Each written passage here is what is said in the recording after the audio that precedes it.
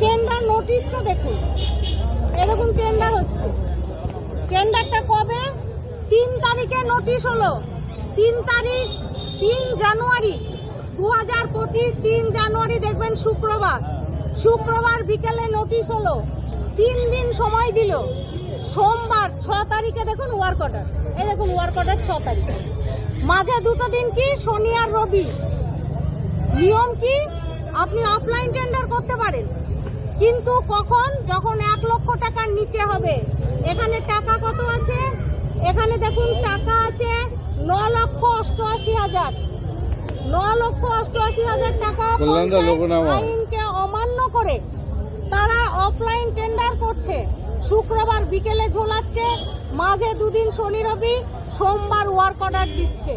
সব থেকে মজার ব্যাপার পাচ্ছে কে? এক কর্মাধ্যক্ষের ছেলে পাচ্ছে এই কাজ। আসলে ওরাও তো পরে আসতে পারে, তাই থাক না। তো এক কর্মাধ্যক্ষের ছেলে পাচ্ছে। এবার দেখুন সুন্দর সিস্টেম করেছে। এটা একটা টেন্ডার করতে গেলে অন্তত 3টে পেপারে অ্যাড দিতে হয়। এসব কোনো ব্যাপারই নয়, এই নিয়ম জানার ব্যাপার নয়। আগেই টাকা তুলে নিচ্ছে, পরে এটা যখন অবজেকশন হয় তখন সেই কম্বল ঢুকে গেল জেলা পরিষদে, আবার ওরা বের করতে বাধ্য হলো। আমি ওদের এটা করিয়েছি। আমি তাহলে তেলের টাকা ফেরত করিয়েছি। আমি ওদের টেন্ডার করার পর ওয়ার্ক অর্ডার করার পরে মাল ঢুকানোর পর সেই মাল জেলা পরিষদ থেকে তুলে বের করে দিয়েছি। প্রমাণ আর কত নেবে? প্রমাণ দেখাচ্ছি। জেলা শাসক তো এডিএম তো আছে জেলা পরিষদ, কিছু কি জানে না ওনার কথা? ওনার কথা আমি যেটা শুনেছি আর কি, আমি জানি না, আমি তো বোর্ডে নেই, ফলে আমি জানি না উনি ওনার কথা শোনেন কি শোনেন না। তবে আমি শুনেছি যে উনি এসবের সঙ্গে যুক্ত হতে চাননি বলে উনার বিরুদ্ধে গোটা বোর্ড এবং এই যে কোঅর্ডিনেটর মানে কমেন্টর আর কি, মেন্টর এবং কমেন্টর সহ গোটা কর্মাধ্যক্ষদের বোর্ড উনার বিরুদ্ধে চিঠি করেছে উনাকে ট্রান্সফার করার জন্য। ন্যাচারালি আমি এখান থেকে ধরে নিচ্ছি যে উনি তাহলে অ্যাডজাস্ট করছেন না। উনি অ্যাডজাস্ট করছেন না বলে ট্রান্সফার করার জন্য মেন্টর কমেন্টর সহ গোটা বোর্ডকে ওর বিরুদ্ধে চিঠি করতে হচ্ছে। তো চিঠি করার পরে ওনাকে এখনো সরাননি, জেলা পরিষদেই আছে। সেই জন্য আমি ধরে নিই যে উনি হয়তো পারছেন না, বা কোথাও পারেননি, বা কোথাও ওদের সিস্টেমে অ্যাডজাস্ট করেননি, জেনে শুনে চুপ করে থাকতে হচ্ছে। মানে ওর উপায় নেই হয়তো, কারণ ডিসিশন মেকার হচ্ছে বোর্ড। উনি তো executive on behalf of DM. তিনি ডিএম এর হয়ে এক্সিকিউট করবে, যে অর্ডারগুলো ক্যারি করবে বা যে ডিসিশনগুলো নেবে। যে টেন্ডার বলছেন প্রায় 9 লক্ষ টাকা, 2 দিনের মধ্যে এভাবে যদি টেন্ডার হয়ে যায় উইদাউট অ্যাডভার্টাইজ, সেটা তো জেলা পরিষদ যিনি রয়েছেন এডিএম তিনি তো জানবেন যে এই টেন্ডার হচ্ছে। তো জানা অবশ্যই উচিত, তার তো অবশ্যই জানা উচিত। তো সেখানে আমি জানি না, এখন তো আমি তো বোর্ডে থাকি না, ন্যাচারালি আমি জানি না। এই নিয়মটা হচ্ছে যারা বোর্ড মেকার, যারা পলিসি মেকিং করবে, ডিসিশন নেবে, সেটা এক্সিকিউট করার দায়িত্ব ওনার কিন্তু পলিসি নেওয়ার দায়িত্ব না। এইসব দুর্নীতির জন্যই কংগ্রেসে যোগ দিলেন 100 বার। দিদি ঘর আপসি করে দাঁড়ান আমার এভিডেন্স গুলো দেখাতে দিন, মজা।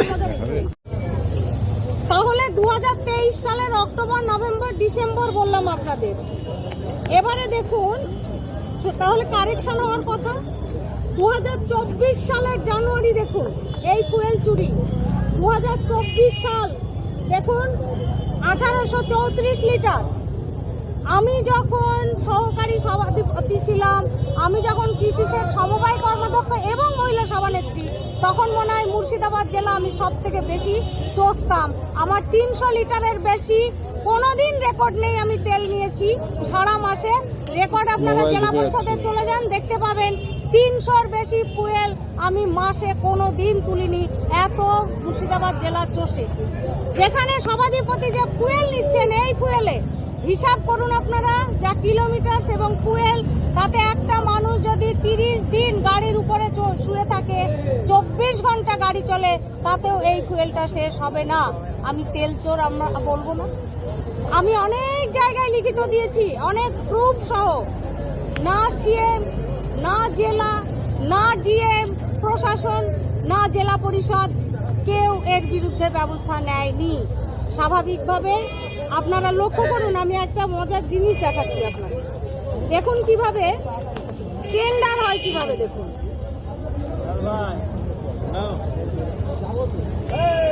ঘোষ দাস কনস্ট্রাকশন বলে একটি কনস্ট্রাকশন, হ্যাঁ, ঘোষ দাস কনস্ট্রাকশন 2023-24-এ একজন একাই এতগুলো অফলাইন করেছে, যার অ্যামাউন্ট হচ্ছে 1 কোটির বেশি। একটা কনস্ট্রাকশনকে অফলাইন, ঘোষ দাস কনস্ট্রাকশনকে অফলাইনে 1 কোটির বেশি অফলাইন টেন্ডার দিচ্ছে কেন? কি ইন্টারেস্ট আছে? পারে দিতে? আচ্ছা, এবার দেখুন আরেকটা টেন্ডার দেখুন, এটা আবার আরো বিরাট মজার। ওদেরকে জিজ্ঞেস করবেন, একজন একটা আরটিআই করেছে, হ্যাঁ, একটা টেন্ডার করেছে, একটা টেন্ডার হয়েছে সোলার লাইট। এই যে 2 নম্বরটা দেখুন, 2 নম্বর সিরিয়ালটা দেখুন। এই সিরিয়ালটা হচ্ছে আর্সেনিক ফ্রি ড্রিঙ্কিং ওয়াটার, মানে পানীয় জলের জন্য টেন্ডার হলো। কেমন? এই টেন্ডারে যে পেপার সাবমিট করলো, পেপারটা হচ্ছে একজনের হুগলিতে বাড়ি, সে মেমো নাম্বারটা দেখুন 276। কেমন? এই মেমো নাম্বারটা 276। এটা কিসের? কনস্ট্রাকশন অফ রোড, রাস্তার পেপার। পার্টিসিপেট করলো কোথায়? জলে। এবং রাস্তার পেপার দেখিয়ে পানীয় জলের টেন্ডার নিয়ে নিল কয়েক কোটি টাকা।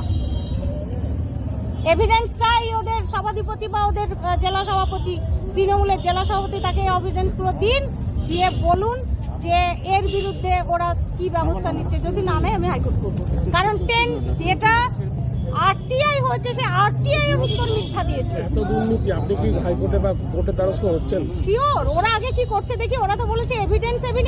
ওরা জানে না জেলা পরিষদে কি হয়, ওরা জানে না জেলা পরিষদে সন্ধ্যার পরে কি হয়, ওরা জানে না, এই জেলায় থাকে না। যদি না জানে, কিসের জেলা সভাপতি? না জানলে তো, যদি তার জেলা পরিষদ কেমন চলছে, কিভাবে চলছে এটা না জানে, তাহলে সে কিসের জেলা সভাপতি? সে জানে না যে অর্থের মতো একটা বডি যার 9 মাস কোনো মিটিং হয়নি, তাহলে কি করে ডেভেলপমেন্ট হচ্ছে? সে জানে না পূর্তের মতো একটা গুরুত্বপূর্ণ দপ্তর, সে 2 বছরে 2-3টে মিটিং করছে, কিভাবে পূর্ত দপ্তরের রাস্তাঘাটের কাজ হচ্ছে ওটা জেলার জানে না। যদি সে না জেনে থাকে তাহলে অপদার্থ জেলা সভাপতি, তার পদত্যাগ করা উচিত। আর যদি সে জেনে থাকে তাহলে জ্ঞান পাপী, অন্যের ঘাড়ে দোষ না চাপিয়ে নিজের পাপটাকে খণ্ডন করার চেষ্টা করুন। এইসব লড়াই করার জন্য কি কংগ্রেস? লড়াইটা তো আমি দীর্ঘদিন করছিলাম, করার জন্য কি কংগ্রেসে যোগদান করলেন? 100 বার। আমার তো আমার প্ল্যাটফর্ম দরকার। দিদি, ঘর আপসি করে কেমন লাগছে? ঘর আপসিতে কেমন লাগছে? ভালো লাগছে। কেন আছে? এখানে তো ক্ষমতার লড়াই নেই, চুরিরও জায়গা নেই। তো এখানে আমি ফ্রি হ্যান্ড সংগঠন করব। আমার যেটা করতে ভালো লাগে, আমি সাংগঠনিক লোক, আমার সংগঠন করতে ভালো লাগে, আমি সংগঠন করব। এবং আমি চেষ্টা করব আমার সমস্ত শক্তি দিয়ে এই জেলাটাকে শক্তিশালী করার কংগ্রেসে। কারণ হচ্ছে যে এই জেলায় মানুষ তো আমরা, আপনারা সবাই, জেলাটা সুস্থ থাকলে, জেলাটা ডেভেলপমেন্ট হোক, এটা আমরা সবাই চাইবো। দুর্নীতির সাথে লড়তে আমি দেখলাম যে এই তৃণমূল সংশোধন হবে না, কারণ তৃণমূলের একদম গ্রাস রুট থেকে করাপশনে ভর্তি, আপাদ মস্তক, একদম বুথ সভাপতি থেকে, একটা বুথের কর্মী থেকে, একদম আপার লেভেল মুখ্যমন্ত্রী পর্যন্ত এই দুর্নীতির সাথে যুক্ত হয়ে আছে। ন্যাচারালি আমার চিঠিগুলো বেকার লিখেছি, পয়সা খরচ করেছি, সময় নষ্ট করেছি। আমি দেখলাম যে দলের ভিতরে থেকে দলকে আমি অনেক মার্জিত, সংযত হওয়ার চেষ্টা করেছিলাম, হলো না। আমি তো দুর্নীতির সাথে আপোষ করে চোরের জেলা পরিষদের তকমা নিয়ে থাকবো না। তো আমি স্বাভাবিকভাবে জেলা পরিষদ থেকে রেজিগনেশন দিয়েছি। এবারকার লড়াইটা আমার ওরা দেখবে। আমি ভেতর থেকে যে লড়াইটা করছিলাম, শুনুন, মহিলারা না, ওদেরকে গুরুত্ব দেয় তৃণমূল। যেদিন সিএম আসে সেদিন ওদেরকে নিয়ে এসে সামনে বসায়। একটা মেয়েকে না টিকিট দেয়, একটা নেত্রীকে। ওরা তো ওদের বউদের টিকিট দেয়, ওদের মানে কাছের মানুষ যারা মহিলা তাদের টিকিট দেয়। তারা তো যারা সংগঠন যারা করেছে তাদের কাউকে টিকিট দেয় না। তো স্বাভাবিকভাবে আপনি কি ভাবছেন যে তারা তৃণমূলে খুব খুশিতে আছে? তারা তৃণমূলে যায় গাল দিতে দিতে, আবার ফিরে আসে গাল দিতে দিতে। তো তারা যদি মনে করে আসা দরকার আছে, তো অবশ্যই তারা আসবে। আপনি একটা জিনিস ভাবুন যে আরটিআই এর উত্তর জেলা পরিষদ মিথ্যা দিচ্ছে। তা আমার ভেতরের রূপটা, শাহনাজ বেগম প্রশাসনিক বৈঠকে জেলা পরিষদের মধ্যে এমএলএ, এমপি, পঞ্চায়েত সমিতির সভাপতি সভাপতিদেরকে বসিয়ে রেখে কোশ্চেন করেছি, ডিএম কে বসিয়ে রেখে কোশ্চেন করেছি। তো সেখানকার লড়াইটা আমার একরকম ছিল, আমার কিছু বাইন্ডিং ছিল, যেহেতু আমি তৃণমূলের প্রতীকে জিতেছিলাম। ন্যাচারালি আমি এখন রেজিগনেশন দিয়েছি, প্রতীক মুক্ত। আমার বাইরের লড়াইটা এবার তৃণমূলকে দেখতে হবে। Thank you.